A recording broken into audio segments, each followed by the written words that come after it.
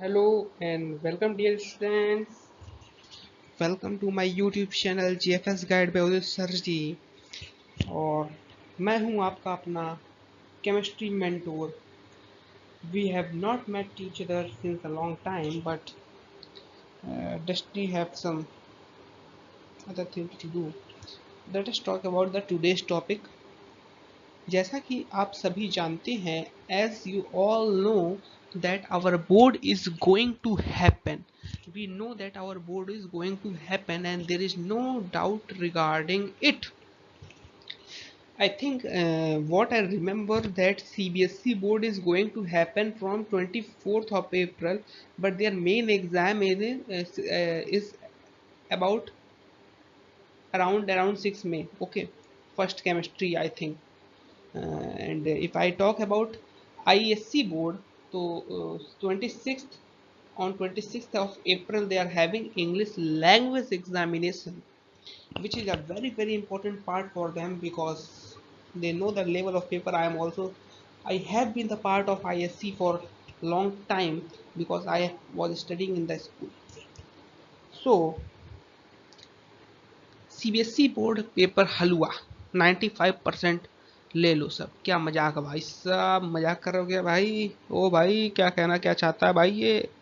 तो भाई ये कहना चाहता है कि बोर्ड में नंबर लाना आसान है, कुछ तरीके आपको फॉलो करने पड़ेंगे। कुछ 10-15 एक मॉडल पेपर की किताब ले लो, उसको लगा डालो, बस पेपर निपट जाएगा।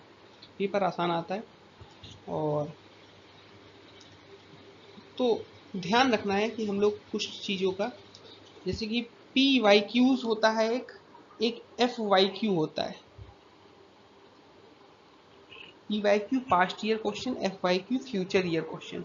तो अपने को पी वाई क्यू पे फोकस करना है। जो तरीके होते हैं कैसे नंबर ला सकते हैं, ठीक है। I will dedicatedly take sessions on before board कि क्या क्या इंपॉर्टेंट है, मैं बता दूंगा। मचा देंगे हम लोग मिलकर, ठीक है। अब बात आज की करते हैं कि आज क्या स्ट्रेटेजी है। तो स्ट्रेटेजी ऐसी है कि सबसे पहले अपने को वो पकड़ना है जिससे क्वेश्चन आता है। मैं केमिस्ट्री का मेंटर हूँ, मैं केमिस्ट्री के रिगार्डिंग बात करूँगा। जैसे मैं अगर थोड़ा सा जाऊँ, ऑर्गेनिक केमिस्ट्री में घुसता हूँ मैं, वहाँ से लगभग 33 नंबर, 33 से 33 नंबर का तुम्हारा फंसेगा। तो उसमें अगर मैं बात करता हूँ तो ऑर्गेनिक केमिस्ट्री में हम लोग का हेलो फॉर्म रिएक्शन बड़ी इंपॉर्टेंट है, उससे क्वेश्चन आना ही आना है भाई। हेलो फॉर्म रिएक्शन लिख लिख के रट डालो, जिसको नहीं मैकेनिज्म याद होती है रट डालो, लेकिन उससे क्वेश्चन आना ही आना है मेरे दोस्त, उसको रट डालो। अच्छा, उसके बाद अगर चर्चा करता हूँ मैं हेलो फॉर्म रिएक्शन के बाद, तो हेलो फॉर्म रिएक्शन के बाद अगर मैं बात करूँ तो दूसरी चीज़ जो इम्पोर्टेंट मेरे जहन में आती है वो डाइजोटिजेशन रिएक्शन आती है ना। We all know C6H5N2 plus Cl minus होता है, NaNO2 प्लस HCl 0 से 5 डिग्री सेंटीग्रेड लेते हैं तो बेंजीन डाइजोनियम क्लोराइड मिलता है, गर्म पानी के साथ फिनॉल निकाल देता है, हम लोग को ये पता है रिएक्शन, ठीक है। तो इससे रिएक्शन ये नहीं, ये तो इम्पोर्टेंट है ही, इसके मैकेनिज्म भी इम्पोर्टेंट है।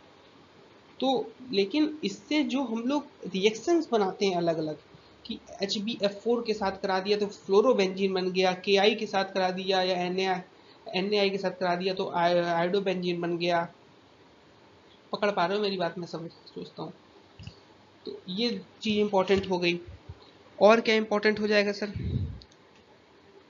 और जो है कोऑर्डिनेशन कंपाउंड में VBT और CFT बड़ा इंपॉर्टेंट हो जाता है सर। IUPAC से सवाल की प्रोबेबिलिटी कम है, CFT VBT से प्रोबेबिलिटी ज़्यादा है।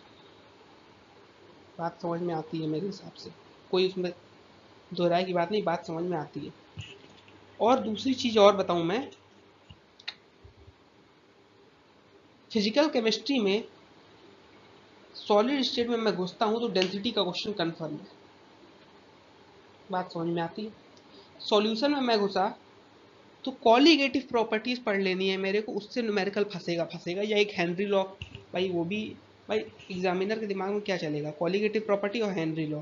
राउल्ट लॉ कम ही चांस है आएगा, बाकी ट्रेंड एक बार तुम देख लो। या फिर मैं ही देख के बताऊंगा, मुझे कमेंट सेक्शन में बता देना। दूसरी चीज और मैं बात करूं,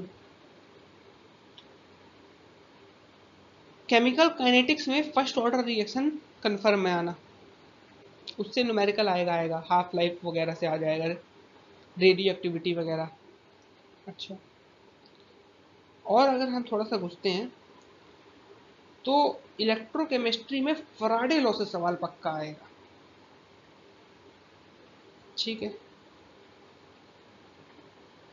तो लेकिन मेरे हिसाब से बहुत सारे चैप्टर जो मैंने अभी बोल दिए, उसमें एक ये भी है, शायद तुम लोग का वो हो गया ना, मैं थोड़ा सा मेरे दिमाग से निकल गई एक चीज़ कि अब term one term two divide हुआ था ना, तो टर्म वन का सिलेबस अलग था, टर्म टू का सिलेबस अलग था, यही था बात।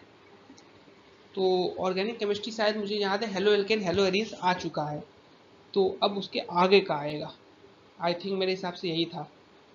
और फिजिकल केमिस्ट्री आई थी जहाँ तक, तो अब जो जो बाकी है उस पर फोकस करें। अगर इनऑर्गेनिक में मैं घुसता हूँ तो पी ब्लॉक और डी ब्लॉक में मैं घुसता हूँ तो ऑक्सो एसिड से आएगा, समझ पा रहे हो? तो इस पे एक हम लोग डेडिकेटेड सेशन ले लेंगे, अभी हम लोग थोड़ा आगे मूव। सबसे बहुत इंपॉर्टेंट चीज लिखी है, this line is very very important, let me mark it, let me mark it भाई। ये लाइन जो तुम्हारी लिखी है ना, ये लाइन बहुत इंपॉर्टेंट है।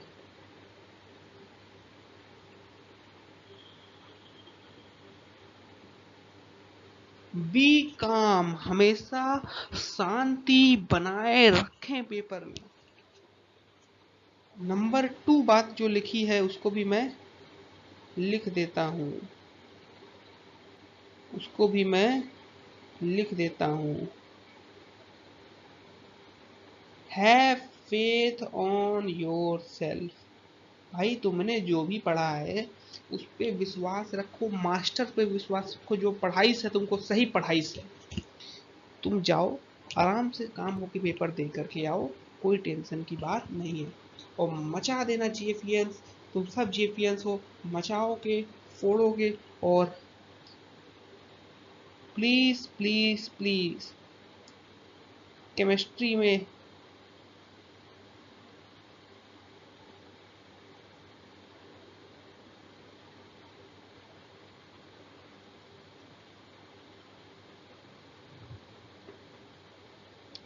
पेन का साइज इतना बड़ा क्यों है?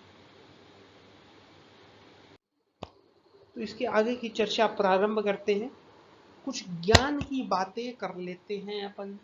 ज्ञान की बातें मतलब क्या? श्री एपीजे अब्दुल कलाम जी ने कहा था, if you want to shine like a sun you first burn like a सन।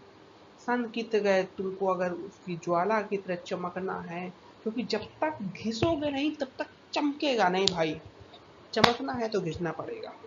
हाँ, समझ में तो आती है बात हमको। Dream is not what you see in the sleep. Dream is what that doesn't make you sleep. Very, very important line.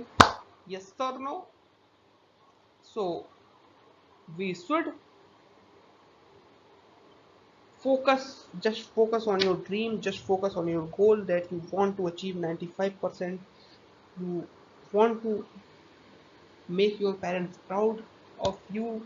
So please work hard, stay safe, keep healthy. Let's make out of the time very much efficiently, so let's make out of it. Thank you very much, take care, bye bye, love you all, jai shri ram, jai shri radhe, jai shri krishna.